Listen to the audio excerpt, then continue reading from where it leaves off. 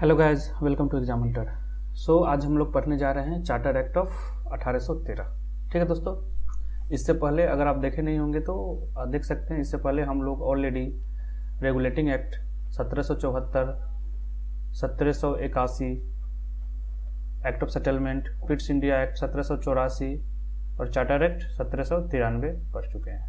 ठीक है दोस्तों, और आपको बता दूं कि जो नए होंगे उनके लिए कि ये जो लक्ष्मीकांत का फर्स्ट चैप्टर है जिसको बोलते हैं हिस्टोरिकल डेवलपमेंट, उस चैप्टर को कर रहे हैं हम। ठीक है ना, ये आपको हिस्ट्री में भी काफ़ी हेल्प कर सकता है। ठीक है, और पढ़ने का मकसद ये है दोस्तों कि जो जितने भी एक्ट पास हुए हैं 1773 से लेकर 1947 के बीच, वो हमारे संविधान को बनने में काफ़ी हेल्प किया है दोस्तों। ठीक है, तो अगर आप प्रीवियस लेक्चर नहीं देखे होंगे तो डिस्क्रिप्शन में मैं लिंक डाल दूंगा, वहां से जाके आप देख सकते हैं दोस्तों। तो स्टार्ट करते हैं चार्टर एक्ट ऑफ 1813। ठीक है, अब एक और बात बता दूं, इस चैनल पर 66 जो मेंस आने वाला है उसके आंसर राइटिंग का प्रैक्टिस चल रहा है। पर डे हम लोग एक क्वेश्चन देते हैं। अगर कोई नया बच्चा होगा तो इस चैनल को ज्वाइन करे और पर डे क्वेश्चन जो दिया जाता है इस चैनल पर उसको लिखे, नीचे टेलीग्राम का लिंक दिया होगा, उससे ज्वाइन करके टेलीग्राम का चैनल ज्वाइन करें, वहां पर अपना आंसर अपलोड करें दोस्तों। ठीक है, तो आते हैं चार्टर एक्ट ऑफ 1813। देखो अब इसके फीचर्स को हम पढ़ते हैं। हमने क्या पढ़ा था 1793 वाले में कि 20 साल का मोनोपोली दे दिया था ईस्ट इंडिया कंपनी को ब्रिटिश पार्लियामेंट। ठीक है ना, कि आप 20 साल तक इंडिया में व्यापार कर सकते हो, सिर्फ आप कर सकते हो, बाकी कंपनी ब्रिटेन का नहीं करेगा। ठीक है, ये हुआ था। तो क्या हुआ कि अब 20 साल इसमें ऐड करोगे तो कब आएगा, 1813 आएगा। ठीक है ना, तो 1813 में एक एक्ट पास हुआ जिसको बोलते हैं चार्टर एक्ट ऑफ 1813। ठीक है, अब देखो अब क्या है इसमें, क्या है ना कि abolish the monopoly of company in India. मतलब क्या है कि जो ब्रिटिश ईस्ट इंडिया कंपनी थी, जो ईस्ट इंडिया कंपनी था उसका मोनोपोली खत्म हो गया। अब देखो ये खत्म होने से पहले एक कहानी सुनो। हुआ क्या था कि जो एशिया में और इंडिया के जो आसपास वाले नेबर में व्यापार करना, बिजनेस करना, ब्रिटेन के अलावा बहुत सारे वहाँ प्लेयर थे, पोर्तुगीज थे, डच थे, डेनिश थे, तो ये सब फ्रांस था। तो व्यापार करना काफ़ी उन लोगों का प्रॉफिटेबल था।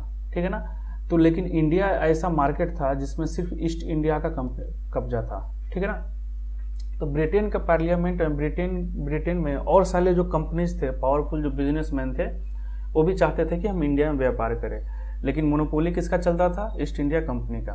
ठीक है ना, ये 1793 में 20 साल के लिए मोनोपोली बढ़ा दिया गया था। ठीक है, तो वो जो पावरफुल बंदे लोग थे ना दोस्तों, उन्होंने क्या किया कि जो ब्रिटेन के पार्लियामेंट में है ना, वहाँ के लीडर को प्रेशर बनाना स्टार्ट किया कि हम भी व्यापार करना चाहते हैं, सिर्फ ईस्ट इंडिया कंपनी ही क्यों करे। तो 1813 वाले एक्ट में क्या किया ना कि जो ईस्ट इंडिया कंपनी का मोनोपोली को खत्म कर दिया। ठीक है, मतलब क्या हुआ दोस्तों कि अब इंडिया में ब्रिटेन का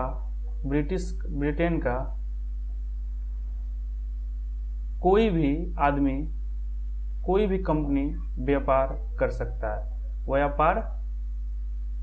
है। क्लियर, मतलब ईस्ट इंडिया कंपनी का मोनोपोली खत्म हो गया। Indian trade was thrown open to all British merchants, मतलब कोई भी आके आराम से कर सकता है, कोई डिस्क्रिमिनेशन नहीं होगा। ठीक है, यहाँ तक क्लियर। अब सेकंड, इसी में अगर देखा जाए तो जो टी का जो ट्रेड था ना, एक एक्सेप्शन दिया गया दोस्तों कि इंडिया तो सबके लिए खुला हो गया कि कोई भी आके इंडिया में व्यापार कर सकता है, लेकिन जो चाय वाला जो बिजनेस था ना, टी वाला बिजनेस, जो जनरली असम वाले रीजन में, दार्जिलिंग वाले रीजन में उगाया जाता है, तो उसमें एक्सेप्शन दिया गया। बोला गया ईस्ट इंडिया कंपनी को कि सिर्फ चाय में, टी वाले बिजनेस में आप मोनोपोली कर सकते हो, आप बिजनेस कर सकते हो, उसमें और कोई इंटर नहीं कर सकता है। तो टी वाले बिजनेस को छोड़ के सबका, जो टी वाले बिजनेस दैट इज एक्सेप्शन, उसके अलावा बाकी सब का मोनोपोली जो है ना वो खत्म कर दिया गया। अब कोई भी इंडिया में आके कर सकता है। ठीक है, लेकिन इंडिया का क्लियर हो गया। अब चाइना का बात देखो, चाइना में अभी भी मोनोपोली था ईस्ट इंडिया कंपनी का। ठीक है ना, तो चाइना से अब इस एक्ट ने क्या बताया कि अगर आप चाइना से ट्रेड कर रहे हो तो सिर्फ आप ही करोगे, बाकी कोई मर्चेंट नहीं करेगा, ब्रिटिश व्यापारी बाकी मर्चेंट नहीं करेगा, सिर्फ आप करोगे। यहाँ तक क्लियर हो गया दोस्तों। ठीक है, तब फिर से हम देखो, अब यहाँ समझो बात क्या था। 1813 के एक्ट में इंडिया में ईस्ट इंडिया कंपनी का मोनोपोली को खत्म कर दिया, चाय को छोड़ के। सीधी सादी बात है। मतलब क्या है कि कोई भी ब्रिटिश मर्चेंट है, ब्रिटिश कंपनी है, वो अब ईस्ट इंडिया में बिजनेस कर सकती है। चाय, सिर्फ चाय में नहीं कर सकती है। चाय में किसका मोनोपोली है अभी भी? ईस्ट इंडिया कंपनी का। ठीक है, फर्स्ट पॉइंट क्लियर हो गया। सेकेंड पॉइंट क्या होगा कि जो चाइना की बात कर रहे हैं दोस्तों, जो हमारा जो पड़ोसी है चाइना, उसमें क्या था कि उसमें अभी भी मोनोपोली रहा किसका? ईस्ट इंडिया कंपनी का। ईस्ट इंडिया कंपनी का मतलब क्या है कि चाइना में अभी भी सिर्फ ईस्ट इंडिया कंपनी बिजनेस कर सकता है, बाकी किसी को अलाउ नहीं है। तो ये हमारा फीचर्स था। अब आते हैं दोस्तों सेकेंड फीचर। सेकेंड फीचर क्या बोल रहा है दोस्तों? Asserted the sovereignty of the British crown over the company territories in India. देखो अब क्या है, आपको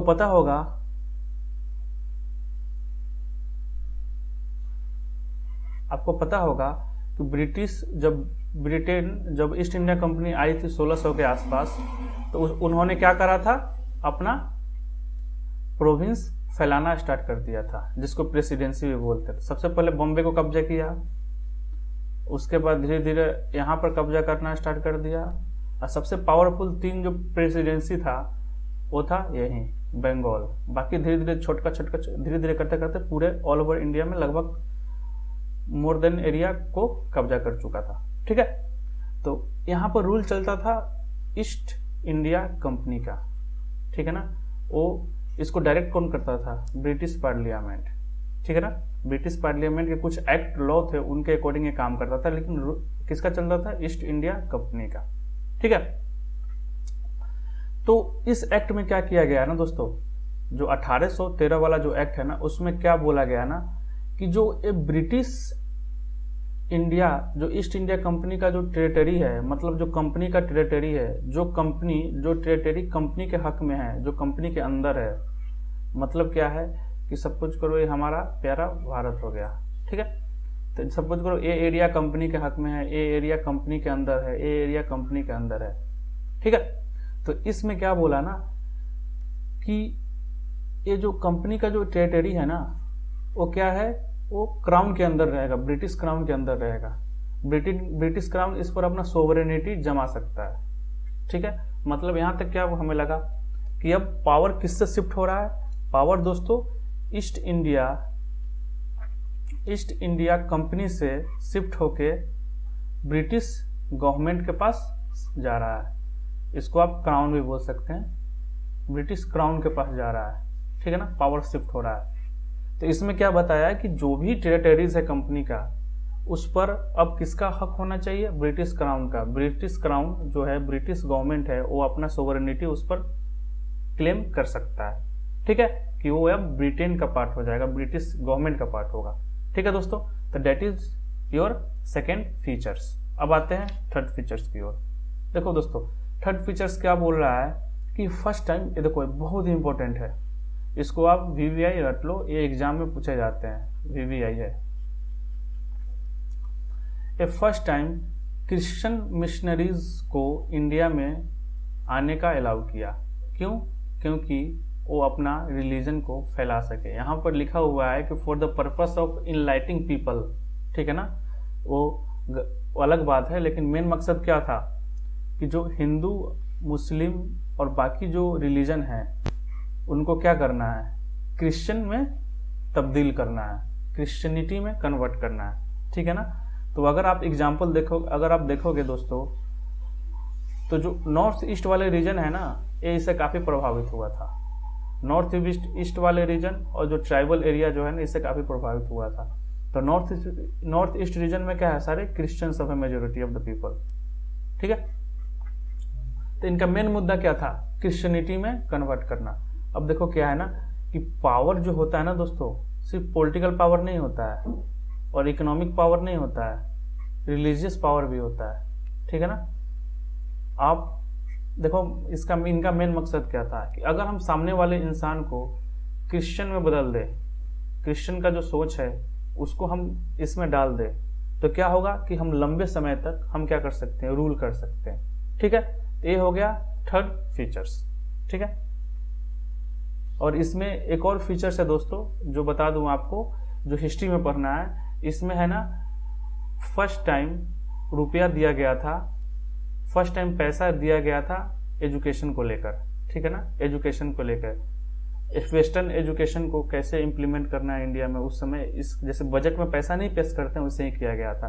तो आप बता सकते हैं कमेंट बॉक्स में कि कितना पैसा दिया गया था, वो हमें हिस्ट्री में पढ़ना है, इसीलिए इसमें हम डील नहीं करेंगे, ठीक है। आप कमेंट बॉक्स में बताइए दोस्तों। फोर्थ प्रोविजन है, it provided for the spread of western education among the inhabitants of the British territories in India. Already हम पढ़ चुके हैं, ठीक है दोस्तों।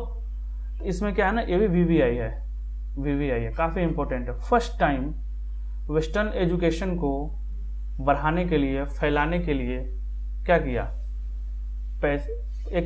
किया, एक फीचर्स लाया। इसके थ्रू इसमें कुछ बजट एलोकेशन भी किया गया, कुछ पैसा दिया गया। आपके लिए क्वेश्चन है कि वो पैसा कितना था, अब बताएं कमेंट करके। अब देखो क्या है, वेस्टर्न एजुकेशन की बात देखो दोस्तों, ये काफी हमें हेल्प भी किया, कैसे हेल्प किया, हमें मॉडर्नाइज होने में हेल्प किया, हमें साइंटिफिक थिंकिंग में हेल्प किया, ठीक है ना। इनके जो थॉट प्रोसेस थे, जैसे लिबरलिज्म का कंसेप्ट देखे होगे, इक्वालिटी का कंसेप्ट देखे होगे, लिबर्टी का कंसेप्ट देखे होगे, ठीक है ना, सेकुलरिज्म का कंसेप्ट देखे होगे, उसके बाद डेमोक्रेसी का कंसेप्ट देखे होगे, ठीक है ना। ये थॉट प्रोसेस है ना दोस्तों, ये काफी हेल्प किया, ठीक है ना। इससे क्या हुआ ना कि one of the greatest benefit of the western education दोस्तों, क्या हुआ ना कि हमारे अंदर नेशनलिज्म की भावनाएं आ गई, ठीक है ना। अब देखो कैसे आया, वेस्टर्न एजुकेशन से क्या हुआ ना कि यहाँ पर जैसे ही वेस्टर्न एजुकेशन को इम्प्लीमेंट करने की कोशिश किया इस एक्ट के थ्रू, 1813 के थ्रू, तो आगे चल के बहुत सारे ऐसे परिवार थे इंडिया में जो काफी रिच थे, ठीक है ना।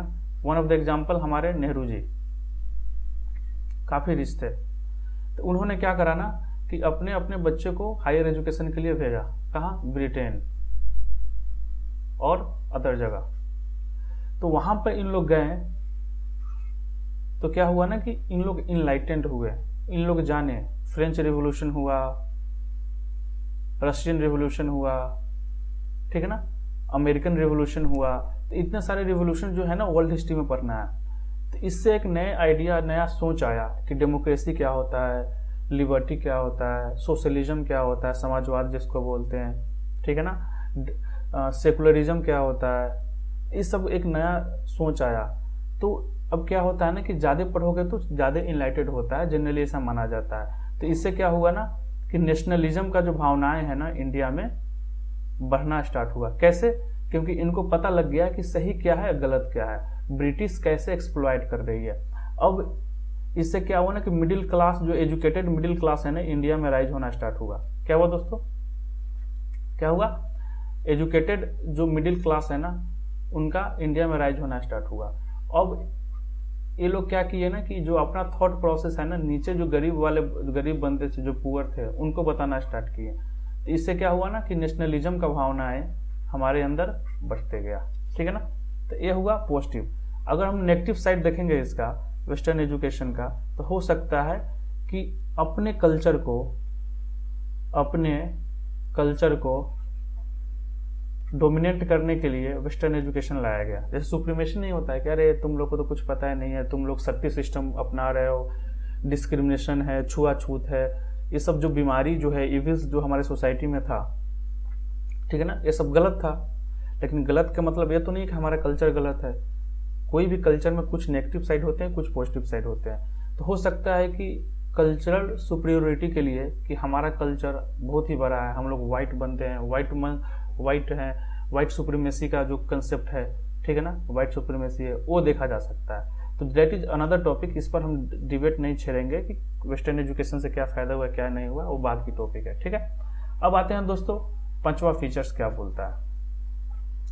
It authorises the local government in India to impose taxes on a person, ठीक है, they could also punish the person for not paying the taxes. देखो एक और आ गया एक्सप्लॉयटेशन वाला फीचर। ये क्या है, गरीबों को कैसे एक्सप्लॉयटेशन करना है, ठीक है। अब यहाँ पर बात आ गया लोकल गवर्नमेंट। लोकल गवर्नमेंट कौन होगा, कौन लोकल गवर्नमेंट होगा? सपोज करो, देखो अब ये हमारा प्यारा भारत है, ठीक है ना, तो that is British provinces presidency, ठीक है। तो जो यहाँ पर, चलो यहाँ पर तो हेड आ गया, गवर्नर जनरल ऑफ बंगाल आ गया। जो छोटे छोटे जो प्रांत हैं, छोटे छोटे जो प्रोविंस है, ठीक है ना, वहां पर क्या है, गवर्नर था। तो these are the local government, ठीक है ना। तो इनको पावर दिया गया कि आप अपने प्रोविंस में जो पर लोग सब रहते हैं उस पर टैक्स इम्पोज कर सकते हैं। रेवेन्यू जैसे लैंड उंड है ना, उस पर टैक्स इम्पोज कर सकते हैं। अब आप रेवेन्यू उनसे ले सकते हैं। अगर वो रेवेन्यू नहीं देता है तो अब क्या कर सकते हैं, आप उसे पनिश भी कर सकते हैं दोस्तों, फॉर नॉट पेइंग टैक्सेस, ठीक है। ये कितना गलत बात है, ठीक है ना। तो ये पावर दिया गया लोकल गवर्नमेंट को। That is features number 5। यहां तक क्लियर हो गया। तो मतलब क्या बोलना चाह रहा है कि तुम मेरे कंट्री में आओ, मेरे पर रूल करो, फिर हम ही से पैसा लो और फिर उसी से हम ही को एक्सप्लॉयट करो, मुझसे ही पैसा लो, फिर वो रूल में यूज करो उसको। तो क्या हुआ, एक्सप्लॉयटेशन, ठीक ना, काफी एक्सप्लॉयटेशन हुआ। तो आपने एक कंसेप्ट पढ़ा होगा 3 जो पैसा वसूलने वाला था, जिसको बोलते हैं जमींदारी सिस्टम, महलवारी सिस्टम यानी रैयतवारी सिस्टम। ये हम पढ़ेंगे हिस्ट्री में। यहां तक क्लियर दोस्तों। ये क्या हुआ, 5 फीचर्स हुआ, जिससे हमने क्या करा दोस्तों, जिससे हमने क्या करा, हमने चार्टर एक्ट ऑफ 1813 को कंप्लीट कर लिया। यहां तक कोई दिक्कत नहीं होना चाहिए। अगर दिक्कत है तो कमेंट बॉक्स में डालिए, जवाब दिया जाएगा। फिर 20 साल बाद एक और एक्ट आएगा, ठीक है ना, जिसको हम बोलेंगे 1833 का एक्ट, ठीक है। अब ये एक्ट जो है ना दोस्तों, काफी इंपॉर्टेंट है, बहुत ही इंपॉर्टेंट है एग्जाम पर्पस के लिए। इससे काफी क्वेश्चन पूछे जाते हैं। तो नेक्स्ट क्लास में हम लोग क्या करेंगे दोस्तों, 1833 एक्ट के बारे में करेंगे। आज के लिए इतना ही, फिर से मिलते हैं चार्टर एक्ट ऑफ 1813। इस चैनल को देखने के लिए धन्यवाद। आपका दिन शुभ हो दोस्तों।